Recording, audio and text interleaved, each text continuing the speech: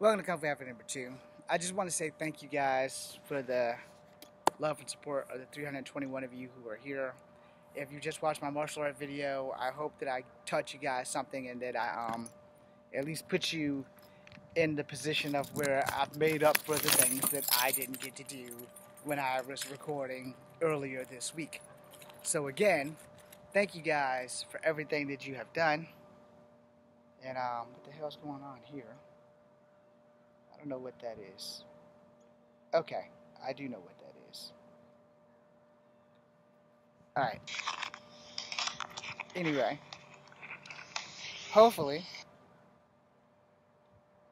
Alright, we're gonna get in the house and try to fix that.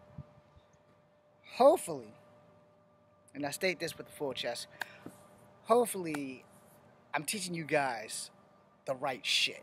You know, I don't want to get up here and mislead you. This is why I try to give you as much of the truth as possible, especially when it comes to martial arts, because there are a lot of people who we follow on these social medias and that we do on these martial art programs and stuff, and they just don't tell you guys the fucking truth.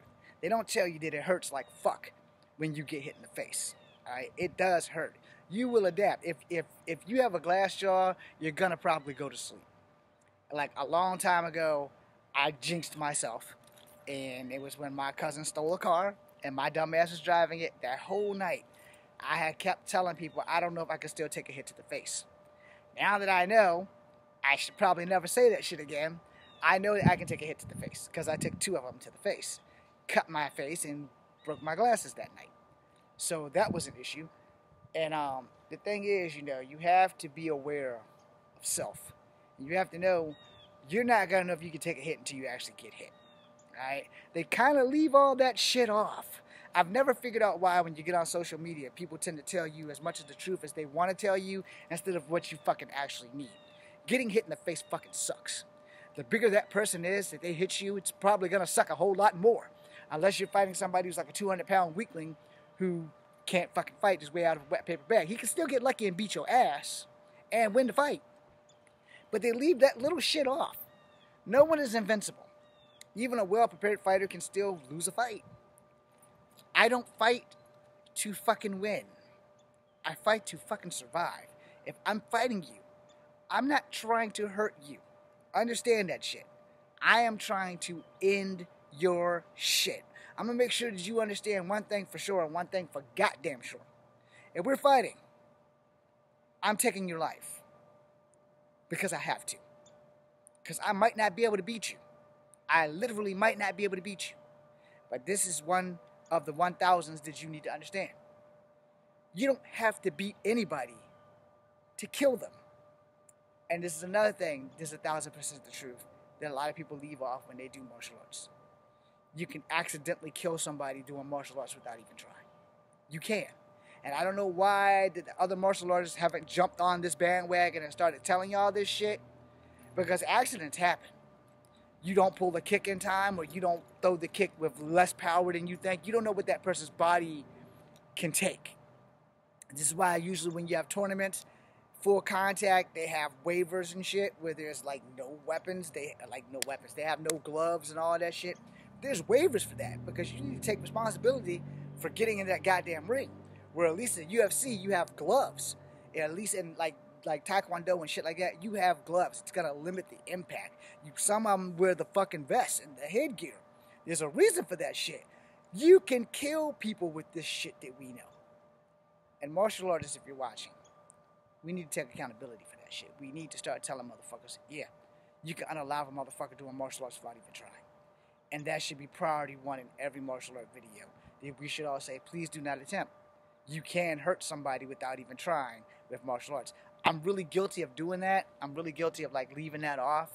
But I do make sure I tell people, you know, don't try this shit if you haven't had any martial arts training. Yeah, I don't look dangerous because I'm 5'3". Most people who are bigger than me aren't intimidated by me at all. And that's how I win. Because you sit here and you look at somebody and you say, oh, he's 5'3", he's 120 pounds of nothing. Right now, I'm actually 145 pounds and I need to lose weight some kind of bad because the doctor said so. So I'm going to have to turn all of this into muscle. But, yeah, you know, you have to understand that martial arts is lethal ordnance.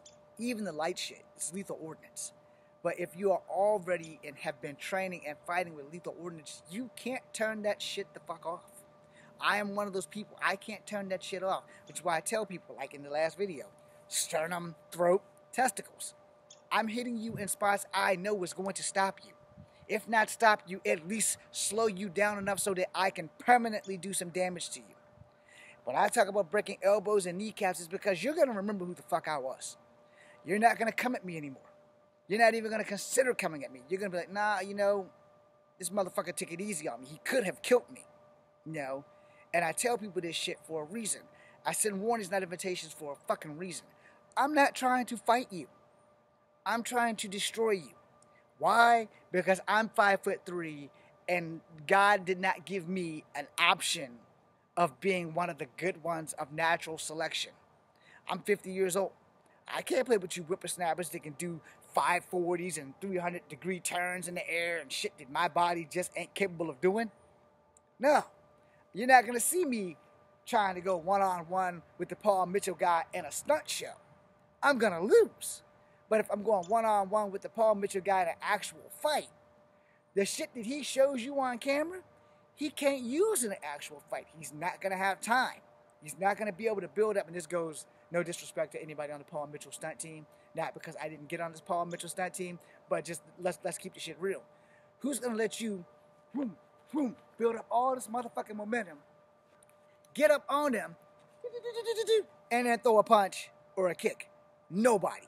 Because if I see you rolling into a butterfly kick and you about to hit me with a Mark Dacascos, only the strong final kick in the final part of the movie, as soon as you start rolling, I'm watching every move. And when you get up near me, boom! Especially if you're spinning in the air, you have no defense. I can sidestep that shit and kick the fuck out you and fuck your whole day up. And this is why I tell people, if you're going to get into a fight, you better keep it basic. You better keep it simple. Because if you think all that fancy shit, you're going to get the chance, nah. Now, in the UFC, yeah, because the fight is monitored. It's carefully monitored. Out here in the streets, nah. Your shit's done. Because you're going to come across that one guy who's been in enough fights to know, oh, no. That shit ain't happening. And you need to understand that shit. So to everybody who does martial arts, and everybody who's making martial art videos, and I know your followings are bigger than me, no, I'm not trying to take your spot from you. Maybe knock you to the side a little bit so I can get a little bit of the highlight, but that's it. But we all need to be doing our part about letting everybody know, hey, getting hit in the face fucking sucks. Getting kicked in the face fucking sucks. And that you can actually unalive somebody with martial arts without even trying. Accidents happen. You may not intend it to kill the motherfucker, but shit happens. It's the same thing about chokeholds and shit like that. It's the same thing when I shoot down BJJ. If we're in a dojo and we're doing BJJ, I'll be tapping all day. But I fucking promise you, all fights don't go to the ground. And if you got to get me on the ground to beat my ass, good luck with that. I got a little bit of ground game too. It's not BJJ approved, but as my partner in the Army at Fort Benning would testify to, if you think I won't headbutt you in the nuts, you are wrong. I don't have to tap. I don't have to let you put me in an arm bar. You know, I might not be able to outfight you to get you out of that arm bar. But my arm bar, you're hyperextending my elbow, correct? My arm is between your legs, correct? Guess who doesn't have nuts anymore? But you know, you're not going to use BJJ on the street. I promise you. If you're coming in for a double underhook, you're eating a knee. I'm sorry. You're eating a knee straight to the fucking face.